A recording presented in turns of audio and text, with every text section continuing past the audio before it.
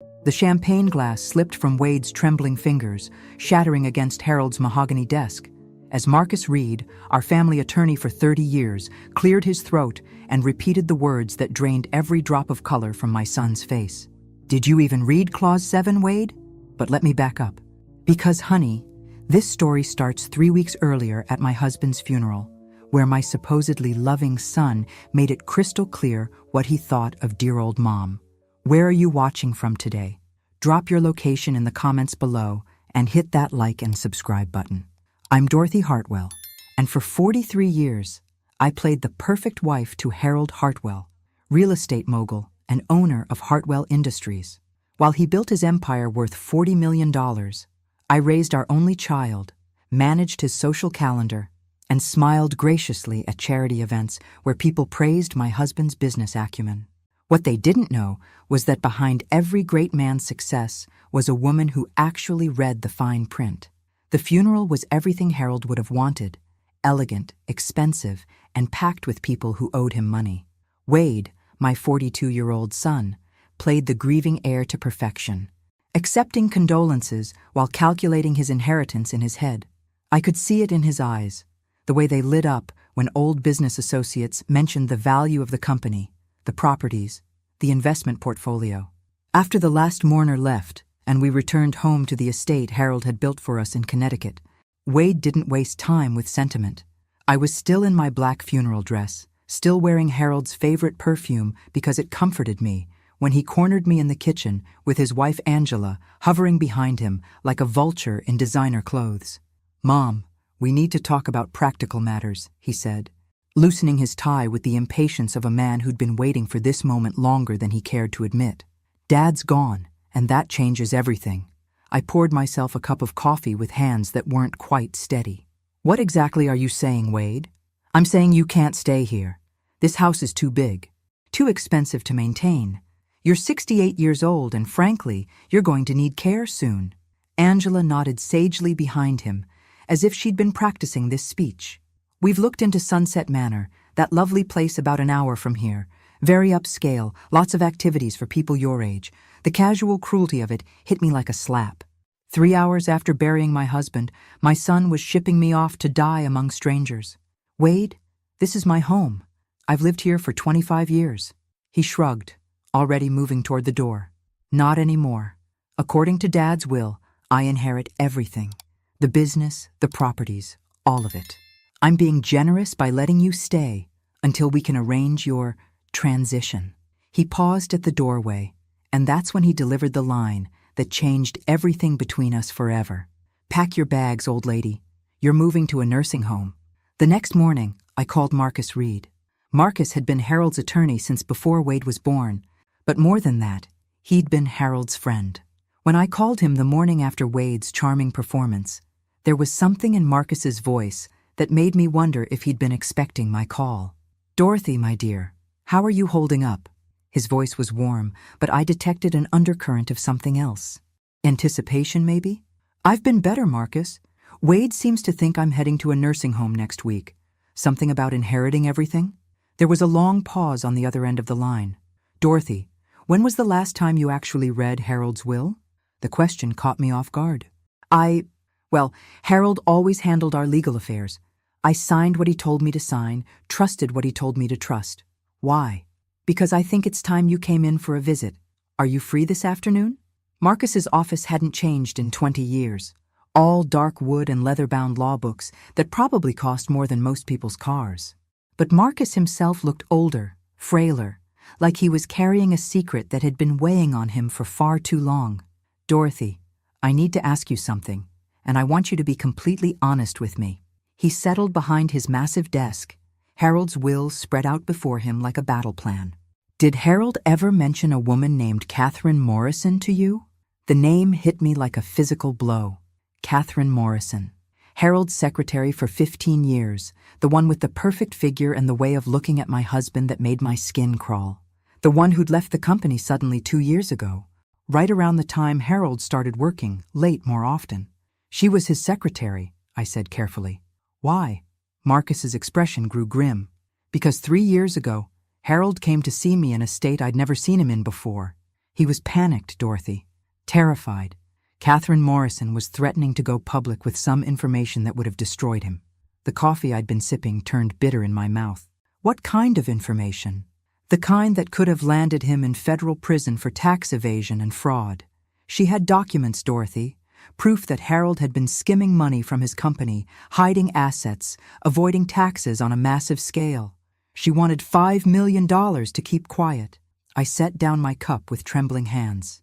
My husband, the man I'd trusted with every aspect of our life, had been a criminal. What did he do? He paid her. But more than that, he realized he needed to protect you from the fallout if his crimes ever came to light.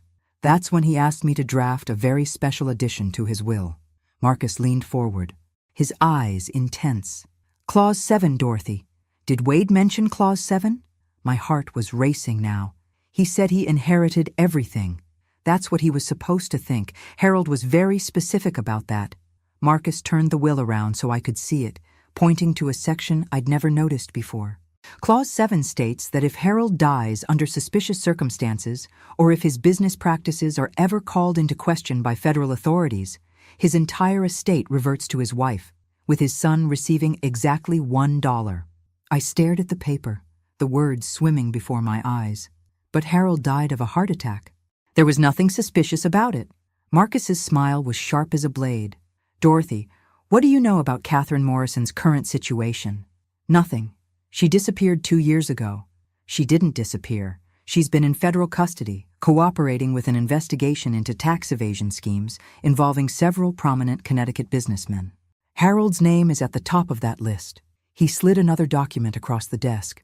This arrived this morning. The FBI wants to interview you about your husband's business practices. The room started spinning. Marcus, what are you telling me? I'm telling you that in approximately 1 week, the federal government is going to freeze all of Harold's assets as part of their investigation. Clause 7 will automatically take effect, and you, my dear Dorothy, will become the sole heir to $40 million. He paused, letting that sink in. Wade doesn't know any of this yet. I thought about my son's smug face, his casual cruelty, his assumption that I was just a burden to be disposed of. Then I thought about Sunset Manor, about spending my final years playing bingo with strangers while Wade spent my husband's money on his wife's jewelry collection. When does this happen? I asked. The FBI raid is scheduled for next Tuesday. Wade will get the call about Clause 7 that same afternoon. Marcus leaned back in his chair, and for the first time since Harold's funeral, I saw him smile. I suggest you spend the weekend packing, but not for Sunset Manor. The weekend passed in a strange, suspended reality.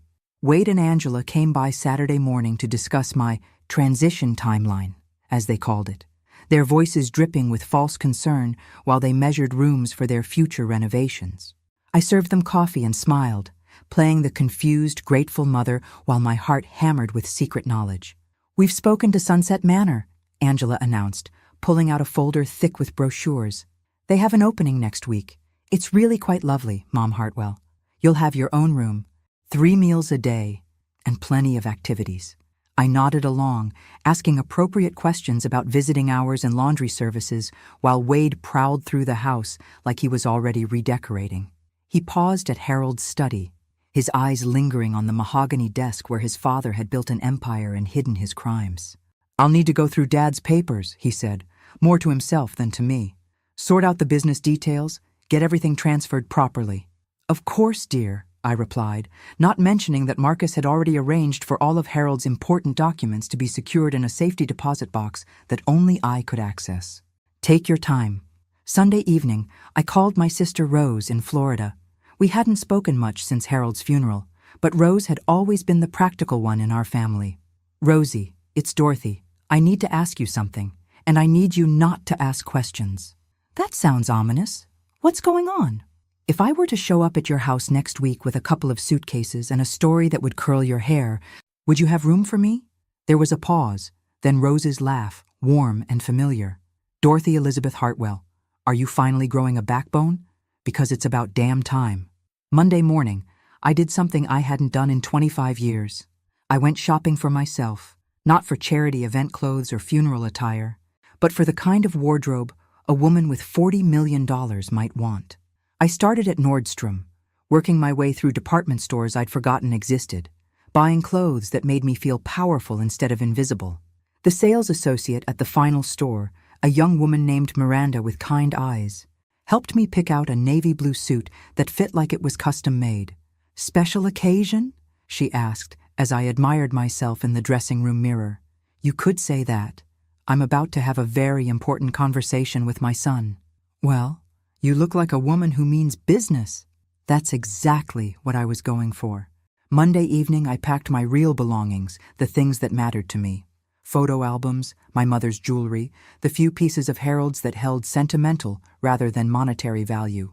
I left out 2 suitcases of old clothes, the kind of things a defeated woman might take to a nursing home. Tuesday morning arrived gray and drizzly, fitting weather for what was about to unfold.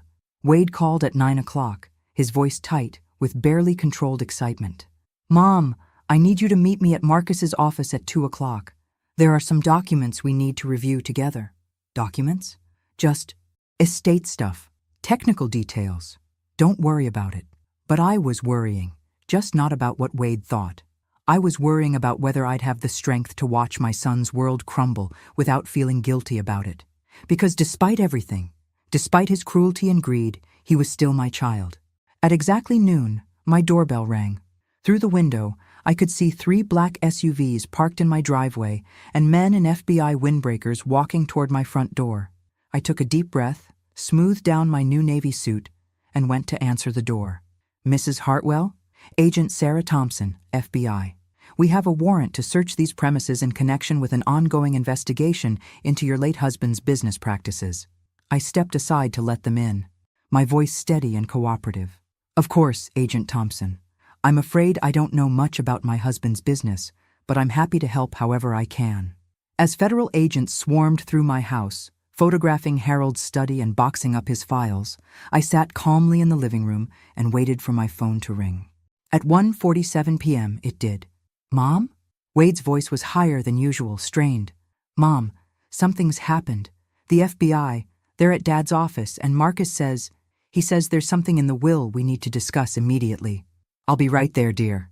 As I drove to Marcus's office, passing the FBI vehicles still parked in my driveway, I thought about the look on Wade's face when he'd told me to pack my bags, the dismissive wave of his hand when he'd called me an old lady, the complete lack of love or respect in his eyes when he'd planned to ship me off to die among strangers. Some lessons, I reflected, are worth $40 million. Marcus's conference room had never felt so small. Wade sat across from me, his face the color of old parchment, while Angela perched beside him, looking like she might actually faint.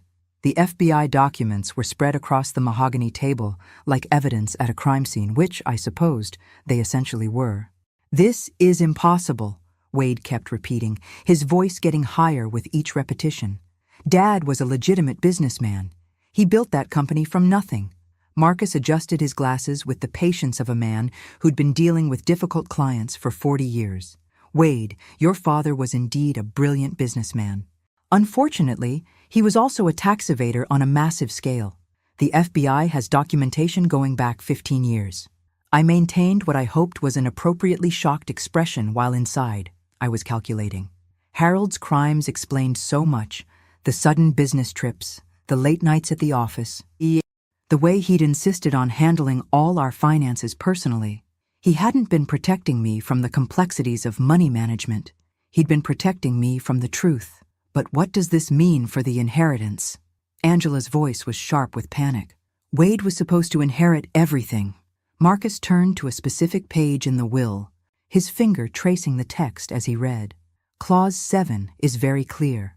In the event that the testator's business practices become the subject of federal investigation, or if criminal charges are filed posthumously, the entirety of the estate shall revert to Dorothy Elizabeth Hartwell, with all other beneficiaries receiving the sum of $1. The silence that followed was deafening. Wade stared at the paper like it was written in a foreign language, his mouth opening and closing like a fish gasping for air. $1? He whispered finally. $1, Marcus confirmed. Your father was very specific about that amount. I watched my son's face cycle through disbelief, anger, and finally, a cold calculation that reminded me uncomfortably of Harold in his worst moments. This is ridiculous. Mom doesn't know anything about running a business empire. She'll lose everything within a year. Actually, I said quietly, speaking for the first time since we'd entered the conference room, I know more than you think I do. Wade turned to me with the condescending smile he'd perfected over the years. Mom, no offense, but you've never worked a day in your life. You wouldn't know a stock option from a stock pot. That's when I decided to drop my first bomb. Wade, who do you think balanced your father's personal accounts for the past 20 years? Who do you think kept track of his investments, his property taxes, his charitable donations? I reached into my purse and pulled out a folder I'd been carrying since my meeting with Marcus. Who do you think noticed the discrepancies in his business filings that he claimed were accounting errors? The folder contained photocopies of documents I'd found in Harold's home office over the years, papers that had always made me uncomfortable, but that I'd filed away without questioning. Bank statements with odd deposits, transfer records to offshore accounts, expense reports that didn't add up. I'd kept everything, organized by date, because that's the kind of woman I was. I may have played the dutiful wife, but I wasn't blind, I continued, spreading the papers across the table. I've known about Catherine Morrison for 3 years. I've known about the missing money for even longer. I just didn't know what to do about it. Marcus was nodding approvingly. Dorothy, you've been sitting on evidence that the FBI would find very useful. Wade's face was rapidly shifting from pale to an alarming shade of red. You knew? You knew Dad was stealing, and you didn't say anything? What was I supposed to say, Wade? That your beloved father, the man you worshipped, was a criminal? That everything we owned was built on lies? I kept my voice level, but inside I was trembling with a lifetime of suppressed anger. I tried to talk to him about it once. He told me I didn't understand business, that I should stick to planning dinner parties and leave the important decisions to him. So you just let him keep doing it? I did what I thought was best for our family. I stayed quiet, and I documented everything, just in case. I looked directly at my son, this man who'd called me a burden just a week ago. It turns out just in case is now. Angela finally found her voice. But what about us? What about our future? We have plans, Wade. We were going to expand the business, buy the house in the Hamptons. I felt something cold and sharp settle in my chest. Their future, their plans, as if I was already dead and buried. Angela, dear, I said, my voice sweet as poisoned honey, I'm afraid your plans will need to change, because as of this afternoon, I am the sole heir to an estate worth approximately $40 million. I paused, savoring the moment. Well, assuming the FBI doesn't seize everything, of course. Wade shot to his feet, his chair scraping against the hardwood floor. This is insane. You can't run a business. You don't know anything about real estate development or construction management. I stood as well, and for the first time in 25 years, I felt taller than my son. You're absolutely right, Wade. I don't know how to run a business. I smiled, and it felt like the first genuine smile I'd had since Harold's funeral. That's why I'm selling everything. The next morning, I woke up in my own bed for what I knew would be one of the last times. The FBI had finished their initial search, leaving the house feeling violated, but somehow cleaner, as if Harold's secrets had been aired out along with his hidden documents. I made coffee in the kitchen, where Wade had so casually dismissed me, and I planned my new life. My phone had been ringing since 6 a.m. Wade, Angela, various business associates who'd gotten wind of the FBI investigation, and reporters who somehow already knew about the inheritance scandal. I ignored them all except for one call. Dorothy, it's Catherine Morrison. The name still made my stomach clench, but her voice sounded different than I'd expected. Tired, maybe even regretful. I suppose you're calling to gloat, I said, settling into Harold's chair in his study. It felt different now, less like his sanctuary, and more like what it actually was, the command center for a criminal enterprise. Actually, I'm calling to apologize. Catherine's laugh was bitter.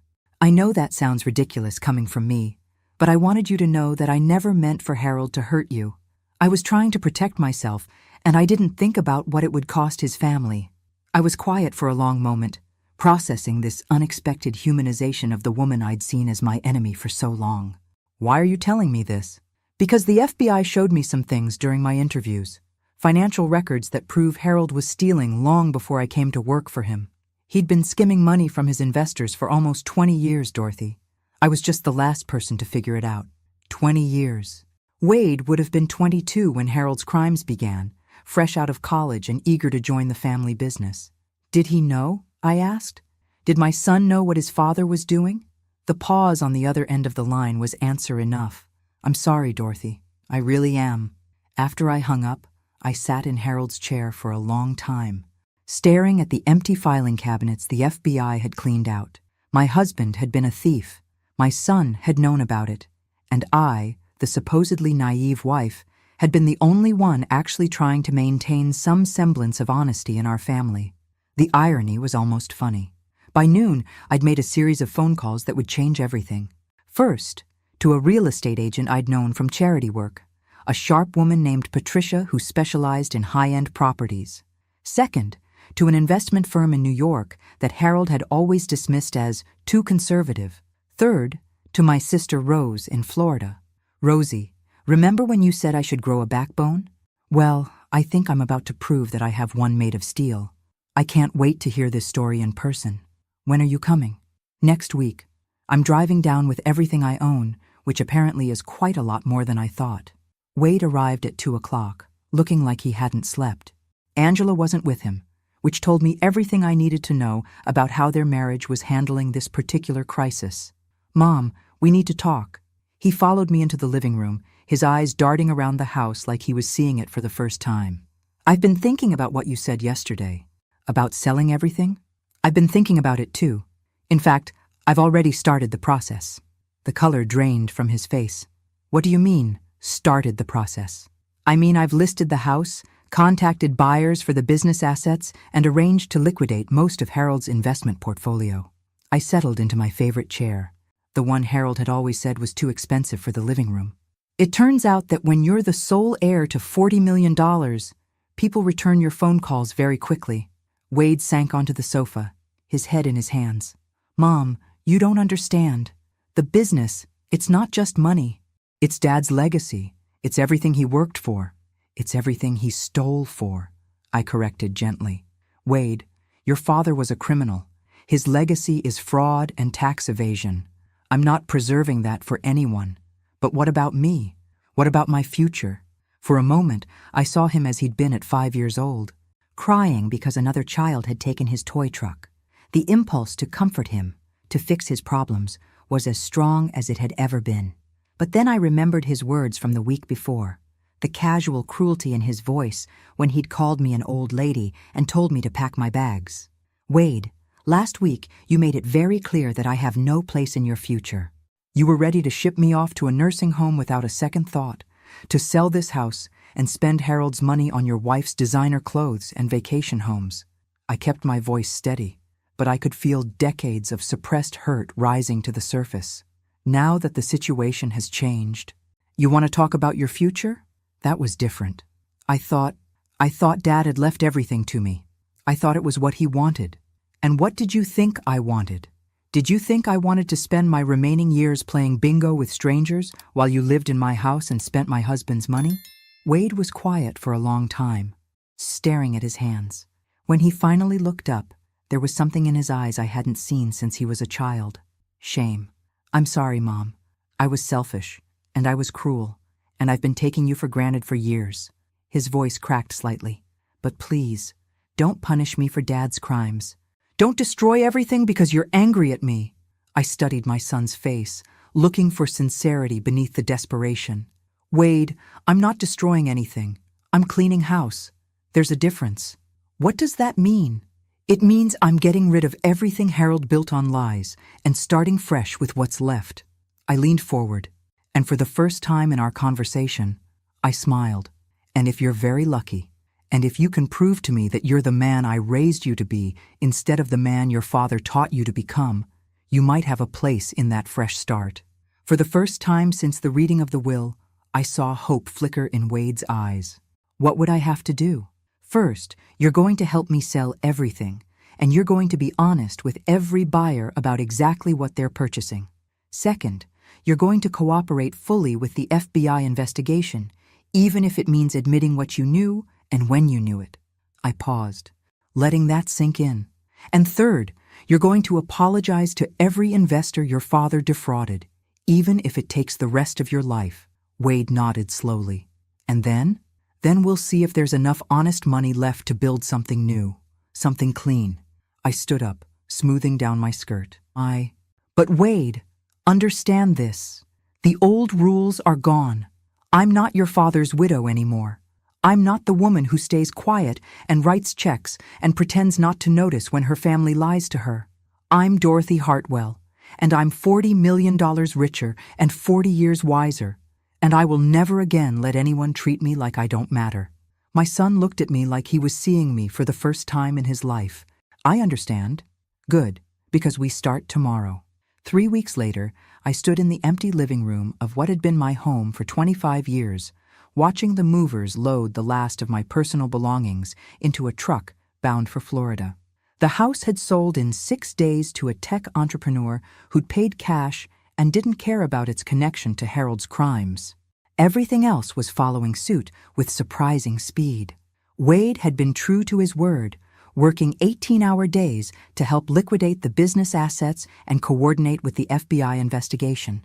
He'd lost 15 pounds and gained an understanding of just how deep his father's deceptions had run. Every day brought new revelations: offshore accounts Harold had hidden, investors he'd cheated, employees whose pension funds he'd raided. The Cayman Islands account alone had $3 million in it, Wade told me over coffee that morning, his voice hollow with exhaustion. Money he skimmed from the pension fund. These people trusted him with their retirement, Mom. Some of them worked for him for 30 years. I'd watched my son wrestle with the magnitude of his father's betrayal, and for the first time in years, I was proud of him. The entitled man who'd tried to ship me off to a nursing home was slowly being replaced by someone who understood the weight of responsibility. We'll make it right, I'd told him. Every penny we can recover goes back to the people Harold stole from. Whatever's left after that, we'll decide what to do with together. The FBI investigation had uncovered $18 million in hidden assets, money that legally belonged to me under Clause 7, but morally belonged to Harold's victims. I'd made the decision to return all of it, a choice that had surprised Agent Thompson and shocked Wade. Mrs. Hartwell, you're under no legal obligation to return these funds, the agent had explained. Your husband hid this money specifically to keep it from his creditors and the IRS. Agent Thompson, my husband was a thief. I don't want money he stole, even if I can legally keep it. I'd signed the papers transferring the hidden accounts back to the FBI for distribution to Harold's victims. Some things are more important than money.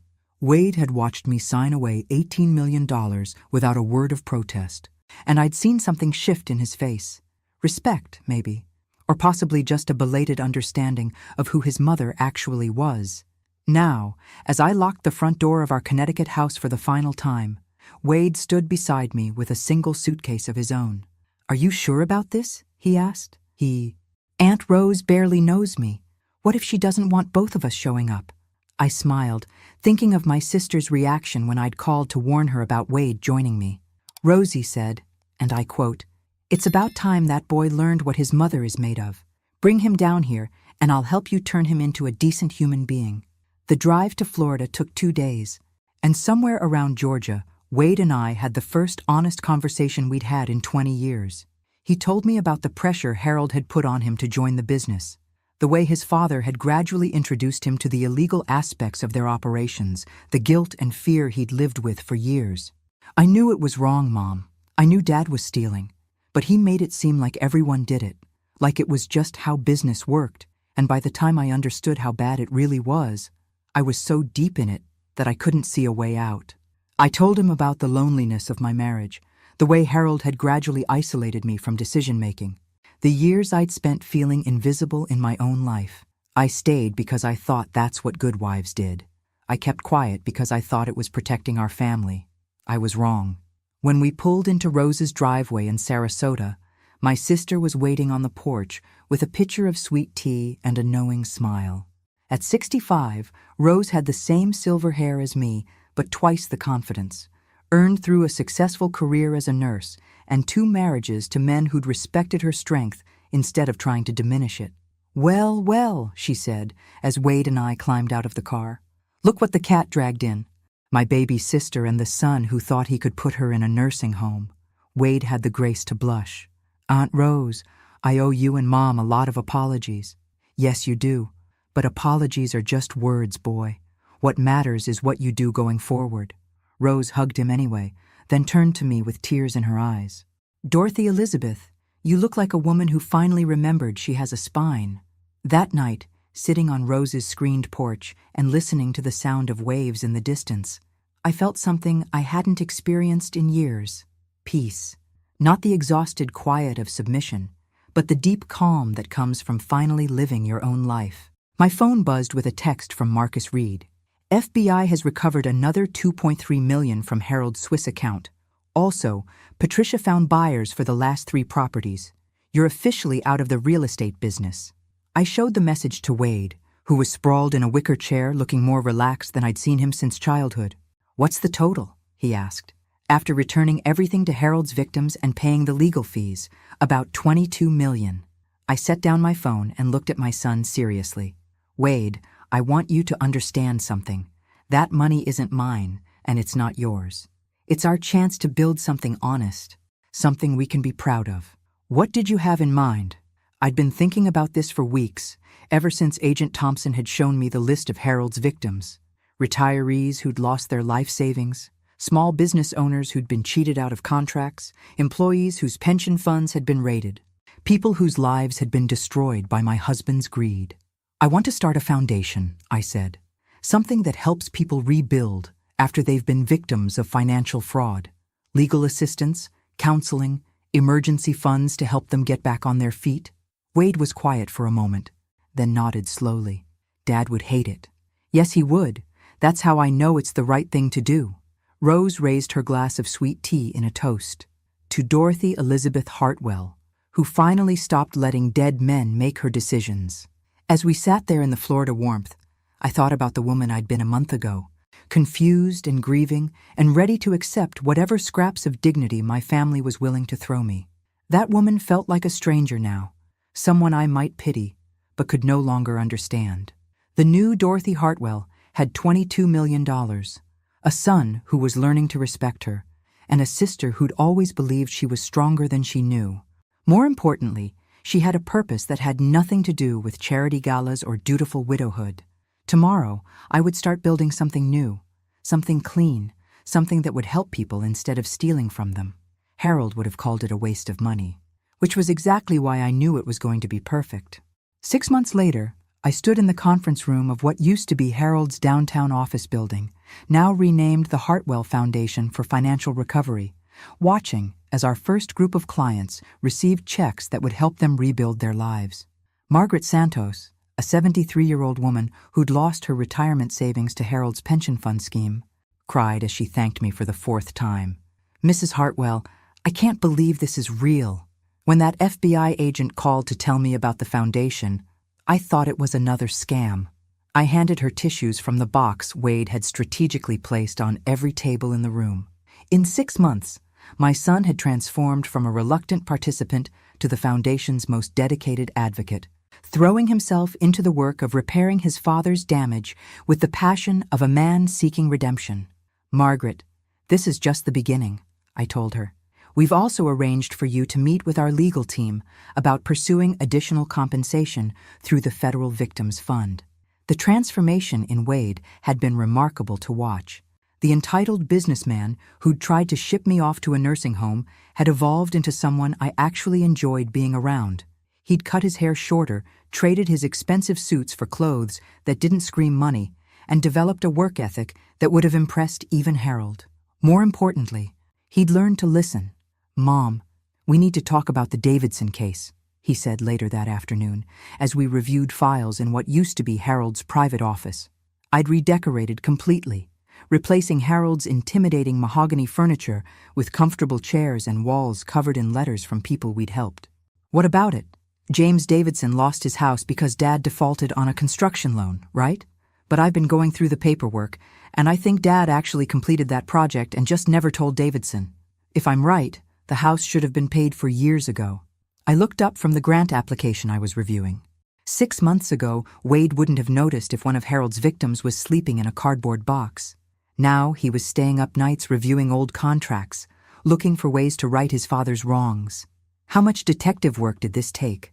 Wade grinned, and I saw traces of the little boy he'd been before Harold had molded him into a miniature version of himself. About 12 hours and 3 pots of coffee. But I found the completion certificate buried in Dad's files. Davidson's house was finished in 2018, but Dad kept the paperwork and foreclosed on him anyway. So Harold stole a man's house even though it was already paid for. Pretty much, but here's the good news. Davidson's still alive, still renting a 1-bedroom apartment across town, and the current owners of his house are willing to sell it back to him for what they paid at the foreclosure auction. I felt that familiar mixture of rage and satisfaction that came with every new revelation about Harold's crimes. Rage at the scope of his cruelty, satisfaction at our ability to fix it. Set up the meeting, and Wade? Yeah? Your father would be ashamed of you right now. Wade's grin widened. Thanks, Mom. That's the nicest thing you've said to me all week. My phone rang, interrupting our moment. Angela's name appeared on the screen. The first time she'd called since the divorce papers had been finalized 3 months earlier. Dorothy? It's Angela. I was wondering if we could talk. I'd expected this call eventually. Angela had fought the divorce initially, claiming Wade was having some kind of breakdown and that she could help him through it. But faced with a husband who'd chosen honesty over wealth and a foundation that demanded long hours for no salary, she'd decided to cut her losses. What can I do for you, Angela? I wanted to apologize for the way I treated you. The nursing home thing, pressuring Wade to get you out of the house. I was greedy, and I was wrong. I watched Wade through the glass wall of my office as he talked animatedly on the phone with what looked like good news for one of our clients. What's really going on, Angela? There was a long pause. I'm dating someone new, Charles Morrison. He's in real estate development. And when I told him about Wade's family situation, he asked me some questions that made me realize, well, that I might have been on the wrong side of things. Charles Morrison.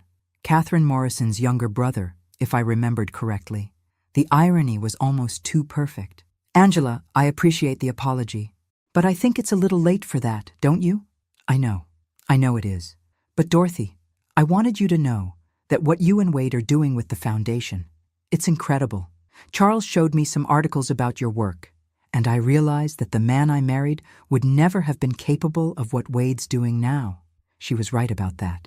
The Wade who'd tried to institutionalize me 6 months ago would never have spent his Saturday afternoon helping a 70-year-old man reclaim the house Harold had stolen from him. Wade's become the man I always hoped he could be, I said. It just took losing everything for him to find it. And you? How are you doing with all this? I looked around my office with its comfortable furniture and walls full of thank you letters from people whose lives we'd helped rebuild. Through the window, I could see the Tampa Bay waterfront, where I now lived in a modest condo that was entirely mine. No husband's legacy to maintain, no son's expectations to meet, no one's approval to seek but my own. Angela, I'm 70 years old. I run a foundation that gives away millions of dollars. My son actually respects me for the first time in decades. And I go to bed every night knowing that I spent the day making the world a little better than I found it. I paused, thinking about the woman I'd been when Angela first suggested putting me in a nursing home. I've never been happier in my life. After I hung up, Wade knocked on my office door. Good news or bad news first? Always good news first. James Davidson's getting his house back. The current owners just agreed to sell, and we're covering the full purchase price plus moving expenses. Wade's face was practically glowing with satisfaction. He cried on the phone, Mom.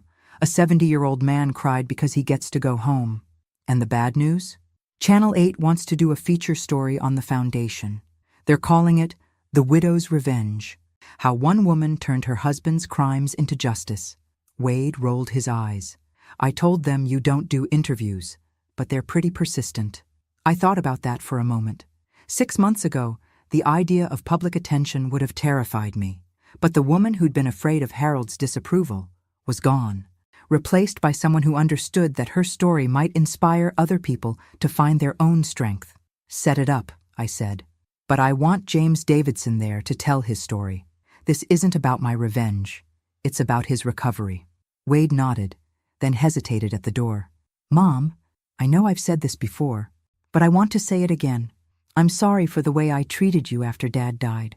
I'm sorry it took all this to make me realize what kind of woman raised me. Wade, you don't need to keep apologizing. You've spent 6 months proving that you're sorry through your actions. I know, but I want to make sure you know that even if we'd never found Clause 7, even if the FBI had never investigated Dad, even if everything had gone the way I planned it, he paused, searching for the right words. I would have spent the rest of my life regretting how I treated you that week. I stood up and hugged my son, this man who'd finally learned to value character over cash. The good news is, we'll never have to find out. As Wade left to call the television station, I turned back to my window overlooking the bay. Somewhere out there, Harold's other victims were slowly rebuilding their lives, using money that had once been hidden in offshore accounts to pay for groceries and medical bills, and dreams they'd thought were lost forever. Harold had spent 20 years stealing from people who trusted him. With any luck, I'd spend the next 20 years giving it all back. The old Dorothy would have called that justice. The new Dorothy called it a pretty good start. The Channel 8 interview aired on a Tuesday evening in February, exactly 1 year after Harold's funeral. I watched it from Rose's living room, surrounded by the family I'd chosen instead of the one I'd been born into. Wade sat on the floor next to James Davidson, who'd driven down from Tampa specifically to watch himself on television for the first time in his 72 years. "Mrs. Hartwell," the reporter had asked during filming, "how does it feel to know that your husband stole millions from hardworking people?"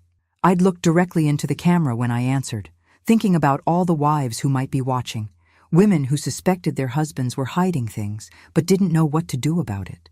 It feels like a betrayal of everything I thought I knew about my life, but it also feels like an opportunity to prove that you don't have to be defined by someone else's crimes, even when that someone is your husband.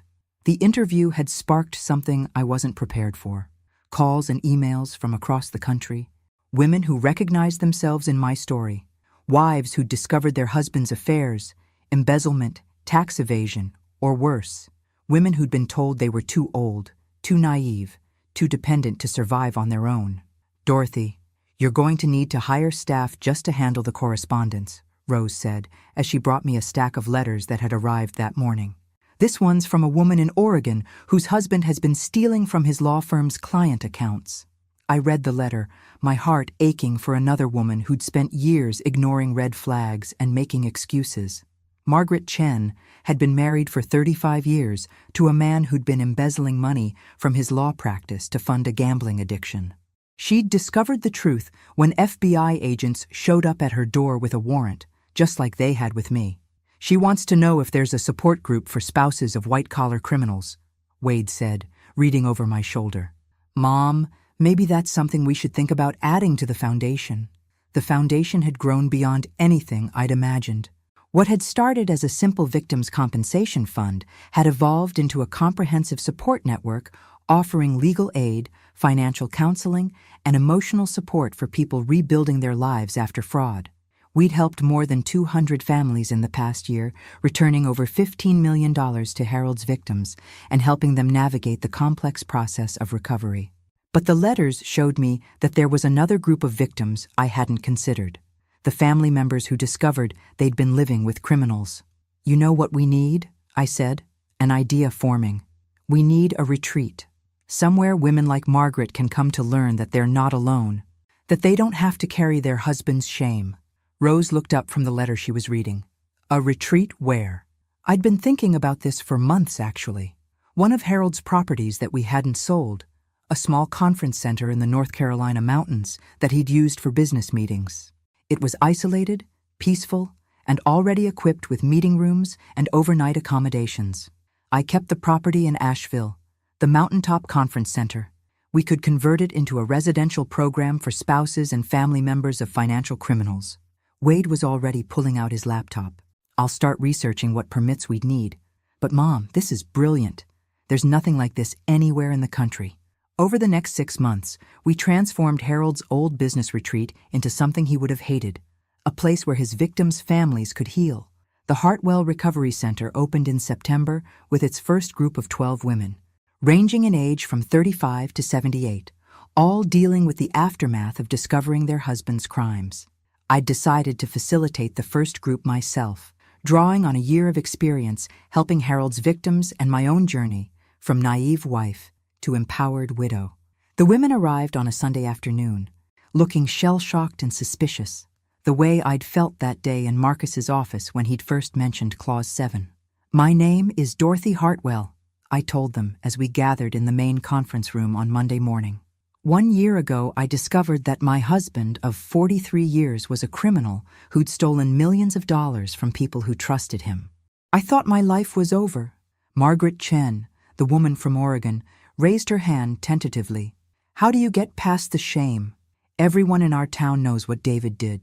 I can't go to the grocery store without people staring at me." "The shame isn't yours to carry," I said, remembering the words Rose had said to me during my first week in Florida. "You didn't commit the crimes. You didn't choose to steal from anyone. You were a victim too. And victims don't owe their abusers' crimes to anyone." Over the course of the week, I watched these women transform the way Wade had transformed, the way I had transformed. They shared their stories, their anger, their fear of an uncertain future.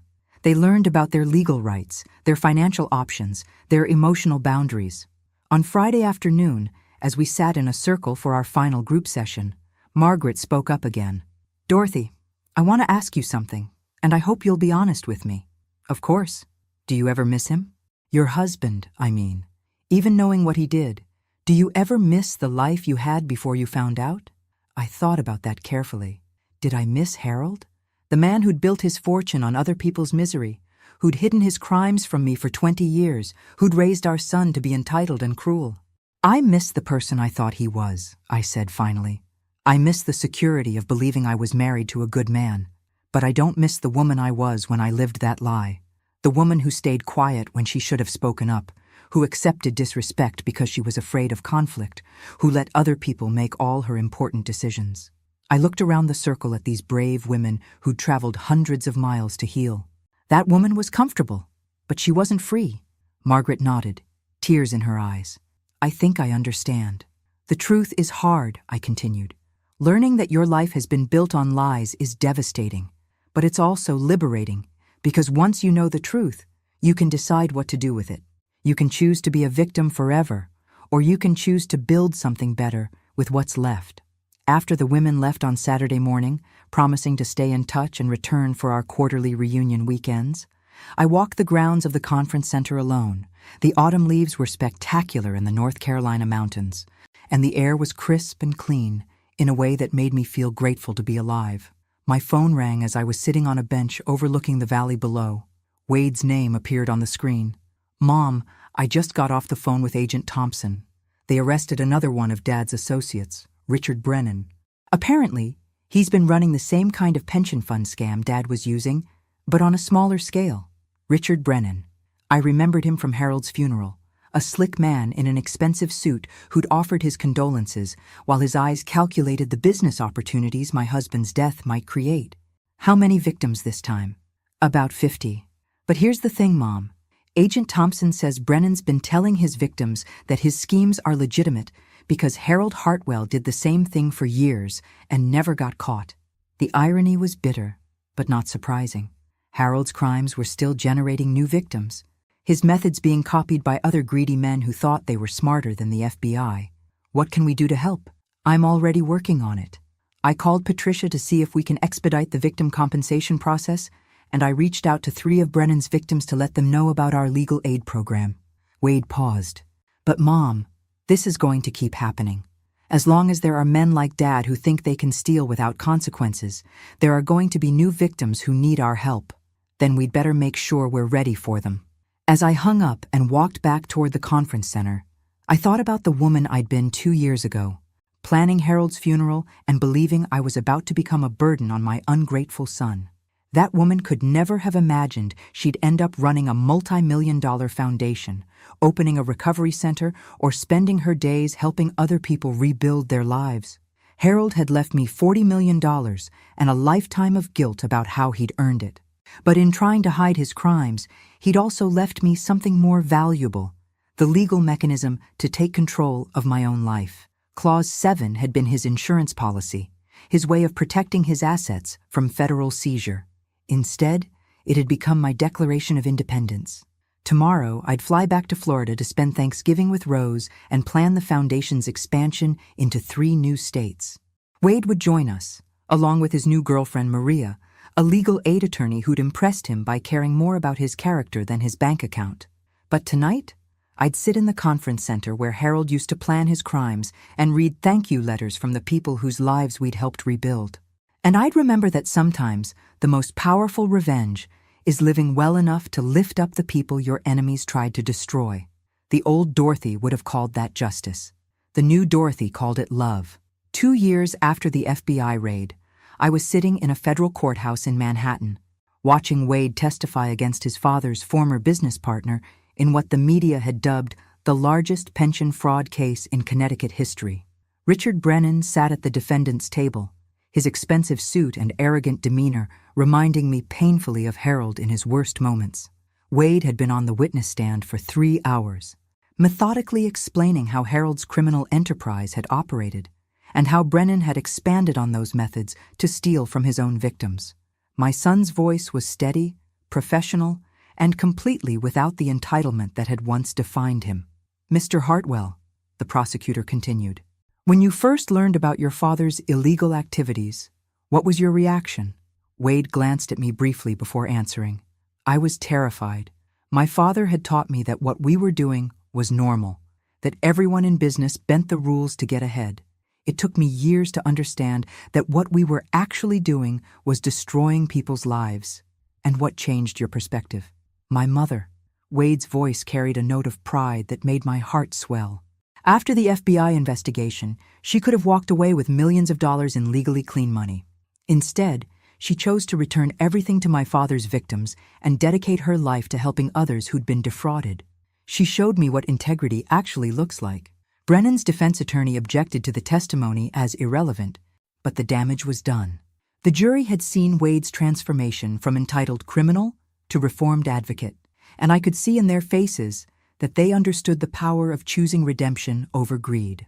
During the lunch recess, Wade and I sat in a small cafe near the courthouse, picking at sandwiches while reporters waited outside for statements we had no intention of giving. "How are you feeling?" I asked. "Nervous, relieved, grateful that I get to be on this side of the courtroom instead of that one." Wade studied his coffee cup. "Mom, can I ask you something?" "Of course." "Do you think Dad knew? When he wrote Clause 7, do you think he knew that giving you control of everything would turn you into someone who'd use his money to help his victims?" I'd wondered about that myself many times over the past 2 years. Had Harold suspected that I was stronger than I appeared? Had he known that given the chance, I'd choose justice over comfort? "I think your father underestimated me for 43 years, I said finally. "I don't think he stopped underestimating me when he died." Wade nodded thoughtfully. "I'm glad he was wrong about you. I'm glad you figured that out before it was too late." That afternoon, the jury deliberated for less than 2 hours before returning a guilty verdict on all counts. Brennan would spend the next 20 years in federal prison, and his victims would receive compensation through a fund we'd helped establish. Justice, slow but inevitable. Outside the courthouse, Agent Thompson approached us with something I'd never seen on her face before, a smile. "Mrs. Hartwell, I wanted to thank you personally. Your foundation's cooperation in this case made all the difference. Without the documentation you preserved from your husband's files, we never would have been able to prove the connection between his methods and Brennan's operation. I'm just glad something good came from Harold's papers. More than you know. This conviction is going to help us prosecute 12 other cases involving similar schemes. Your husband may have been a criminal, but the evidence he left behind is going to put a lot of other criminals in prison." As Wade and I walked back to our hotel that evening, my phone rang with a call from Rose.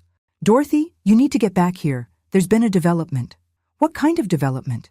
"The good kind. Channel 8 just called. They want to do a follow-up story about the foundation, but this time it's not just local. They're talking about national coverage. 60 minutes, Dorothy. They want to interview you for 60 minutes. I stopped walking, causing Wade to bump into me on the busy sidewalk. "Rose, I'm not sure I'm ready for that kind of attention." "Honey, you've been ready for that kind of attention your whole life. You just needed to discover you were worth paying attention to." That night, I sat in my hotel room and thought about the path that had led me from Harold's funeral to a federal courthouse to a potential appearance on national television. 3 years ago, I'd been a woman whose greatest fear was disappointing her husband. Now I was someone whose story might inspire other women to find their own strength. The next morning, Wade and I flew back to Florida, where the foundation's staff was already fielding calls from reporters, documentary filmmakers, and literary agents who wanted to tell my story. The attention felt surreal, but also somehow inevitable.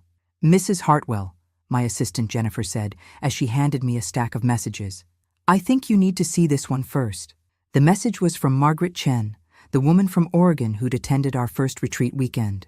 She'd written to tell me that she'd testified against her own husband in his embezzlement trial, using techniques we'd taught her about overcoming shame and speaking truth to power. "Dorothy, I wanted you to know that David was convicted yesterday on all counts. He'll serve 8 years in federal prison, and I'll never have to see him again unless I choose to. More importantly, his victims will get their money back, and I'll be able to rebuild my life with a clean conscience. Thank you for showing me that it's possible to be stronger than your worst day." I handed the letter to Wade, who read it with the same mixture of pride and amazement that I felt. "Mom, do you realize what you've done? You've created a movement. Women all over the country are finding the courage to speak up because they saw you do it first." A movement. The word felt too big for what I'd done, which was simply refuse to accept the role of victim that everyone expected me to play. But maybe that was exactly what a movement was. One person's refusal to accept what everyone else thought was inevitable. That afternoon, I called the 60 Minutes producer and agreed to the interview. If my story could help other women find their voices, then I owed it to them to tell it as widely as possible. "But I have one condition," I told the producer. "I want to bring some of the women who've been through our program. This isn't just my story, it's theirs too." 3 weeks later, I sat across from Leslie Stahl in the conference room of the Hartwell Recovery Center, surrounded by 12 women who'd found the strength to rebuild their lives after discovering their husband's crimes. The cameras were rolling, the lights were bright, and for the first time in my life, I felt like exactly the right person to be in exactly the right place. "Mrs. Hartwell," Leslie Stahl asked, "when your son told you to pack your bags and move to a nursing home, did you ever imagine you'd end up here?" I looked around the room at the women who'd become my chosen family, these brave souls who'd traveled from across the country to tell their stories on national television. Margaret Chen from Oregon, Patricia Williams from Texas, Sandra Martinez from Florida, and 9 others who'd refused to let their husbands' crimes define their futures. Leslie, 3 years ago, I was a woman who'd never made an important decision in her life. I let my husband handle the money, my son make the plans, and everyone else decide what was best for me. I smiled, thinking about the person I'd been and the person I'd become. That woman could never have imagined she was capable of any of this. But she also never imagined how strong she'd be when she finally stopped asking for permission to live her own life. As the interview continued, I realized that Harold's greatest crime hadn't been stealing money from his investors. It had been stealing 43 years of my life by convincing me I was too weak to handle the truth. Clause 7 had given me his money, but discovering his lies had given me something far more valuable: myself. The old Dorothy would have called that ironic. The new Dorothy called it perfect justice. 5 years after Harold's funeral, I stood in the ballroom of the Ritz-Carlton in New York City, accepting the Presidential Citizens Medal from a president who praised my work as an example of how ordinary people can accomplish extraordinary things when they refuse to accept injustice. The medal was beautiful, heavy gold on a blue ribbon, but what mattered more were the faces in the audience. Wade sat in the front row next to his wife Maria and their 6-month-old daughter, Dorothy Elizabeth Hartwell Santos, my first grandchild and the most perfect baby ever born. Rose was there with her new boyfriend, a retired teacher who appreciated her fierce independence. Margaret Chen had flown in from Oregon with her own daughter, whom she was finally able to face after years of shame. But the faces that mattered most were scattered throughout the ballroom. 247 women who'd participated in our recovery programs, hundreds of Harold's victims who'd rebuilt their lives with the Foundation's help, and dozens of federal agents who'd used our research to prosecute financial criminals across the country. Mrs. Hartwell's foundation has recovered over $60 million for fraud victims, the president said as I stood beside him on the stage. But more importantly, she's proven that healing is possible, that victims can become survivors, and that sometimes the most powerful response to injustice is helping others find their strength. After the ceremony, I found myself in a quiet corner of the reception, holding my granddaughter and marveling at how much my life had changed since the day Wade had told me to pack my bags. "Penny for your thoughts," Wade said, joining me with 2 glasses of champagne. "I was thinking about your father," I admitted, wondering what he'd make of all this. Wade considered that for a moment. "I think he'd be furious that his money is being used to help the people he stole from, but I also think he'd be shocked that you turned out to be the strongest person in our family." I was always strong. "Wade, I just never had the chance to prove it, or the permission." That was exactly right. For 43 years, I'd waited for permission to have opinions, to make decisions, to live my own life. Harold's death and Wade's cruelty had finally forced me to stop waiting. My phone buzzed with a text from Jennifer back at the foundation office. "Mrs. H, you need to see this. Channel 8 just broke a story about a pension fraud scheme in Alabama. 89 victims. They're using the Hartwell method again." I showed the message to Wade, who shook his head in disgust. "Some people never learn." "No, but we do." I handed baby Dorothy back to her father and pulled out my phone to call Agent Thompson. "And we've gotten very good at teaching consequences." Over the next 6 months, the foundation expanded into Alabama, working with federal investigators to help the pension fraud victims while tracking down assets the perpetrator had hidden.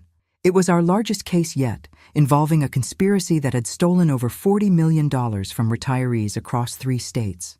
The mastermind turned out to be Harold's former accountant, a man named Stephen Walsh, who'd attended Harold's funeral and offered his condolences while secretly planning to use Harold's methods for his own schemes.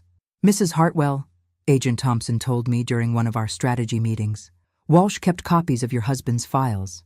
He's been using Harold's playbook like a how-to manual for financial fraud." The irony was nauseating, but not surprising.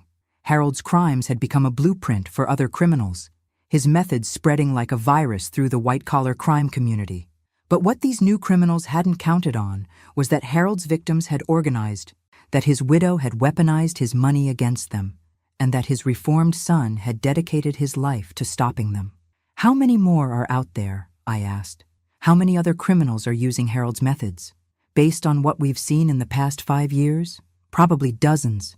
Your husband was apparently considered a genius in certain criminal circles." A genius. Harold would have been pleased by that assessment, even if it was describing his ability to steal from people who trusted him. "Agent Thompson, I want to make you an offer," I said. "The foundation has enough money to fund a specialized unit focused on financial fraud cases involving Harold's methods. Investigators, prosecutors, victim advocates, the whole package. What would it take to make that happen?" 6 months later, the Hartwell Financial Crimes Task Force was operational, a joint effort between the FBI, the foundation, and 3 federal prosecutors' offices. We'd helped convict 12 criminals in our first year, recovered over $100 million for their victims, and prevented an estimated $300 million in additional fraud through early intervention. But the real victory wasn't in the numbers. It was in the phone calls from women who'd found the courage to report their husbands' crimes, the emails from fraud victims who'd refused to accept their losses as inevitable, and the letters from children who'd watched their parents rebuild their lives after financial devastation. "You've created something that will outlive all of us," Rose told me during one of our weekly phone calls. "Harold thought he was building a legacy with his stolen money. Instead, he gave you the tools to build something that actually matters." That evening, I sat in my Florida condo with baby Dorothy on my lap, reading her a story about a princess who saved herself instead of waiting for someone else to rescue her. Wade and Maria were in the kitchen making dinner, their voices mixing with the sound of waves outside my window. At 73, I was healthier, happier, and more purposeful than I'd been at any point in my first 70 years. I had meaningful work, genuine relationships, and the deep satisfaction that came from using power to help people instead of hurt them. Harold had left me $40 million, intending it as a consolation prize for a lifetime of quiet obedience. Instead, he'd given me the resources to become the woman I was always meant to be, someone who chose love over fear, justice over comfort, and truth over the easy lie of willful ignorance. My phone rang, interrupting story time. Jennifer's name appeared on the screen. "Mrs. H, sorry to call so late, but I thought you'd want to know. We just got a call from a woman in Seattle whose husband has been stealing from his medical practice. She saw your 60 Minutes interview 3 years ago and finally worked up the courage to report him." "What's her name?" "Linda Morrison. She says she's been married for 32 years and never suspected anything until the FBI showed up at her door this morning." Linda Morrison. Another woman whose life had been built on lies. Another victim of a man she'd trusted completely. In a few hours, she'd be where I'd been 5 years ago. Shocked, grieving, and terrified of an uncertain future. But unlike me, Linda Morrison wouldn't face that future alone. She'd have the Foundation's resources, the Recovery Center's programs, and the support of hundreds of women who'd walked the same path before her. "Jennifer, book me a flight to Seattle for tomorrow morning. And call the Recovery Center to see if we can arrange an emergency slot for Linda in next month's program." "Will do. Mrs. H, you should know that Linda specifically asked to speak with you. She said she needs to talk to someone who understands what it's like to discover that your entire life has been a lie." As I hung up and resumed reading to baby Dorothy, I thought about the woman I'd been 5 years ago, broken and defeated in the kitchen where Wade had told me to pack my bags. That woman could never have imagined she'd spend her 70s flying around the country to help strangers rebuild their lives. But she also never imagined how much strength she had hidden inside her. Harold had spent 20 years stealing from people who trusted him, accumulating money and power he thought would make him immortal. Instead, his crimes had become the foundation for something bigger than he'd ever built, a movement of women who refused to let other people's lies define their limits. Wade appeared in the doorway with a bottle of wine and a smile.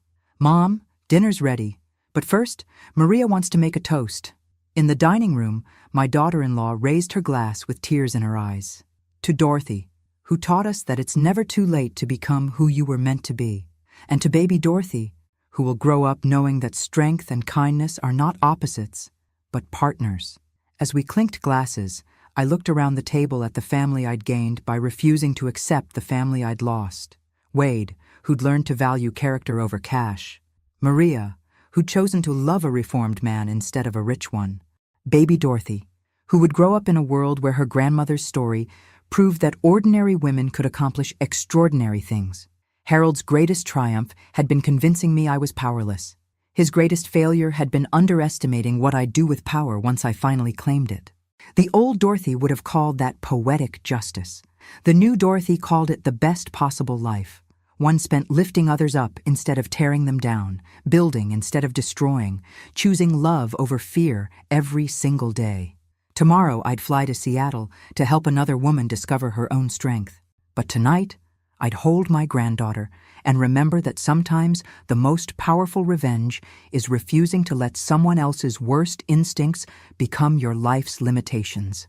Clause 7 had given me Harold's money, but choosing what to do with it had given me something infinitely more valuable, the chance to prove that it's never too late to become the hero of your own story. And that, I thought as baby Dorothy fell asleep in my arms, was worth every penny Harold had ever stolen. Thanks for listening. Don't forget to subscribe and feel free to share your story in the comments. Your voice matters.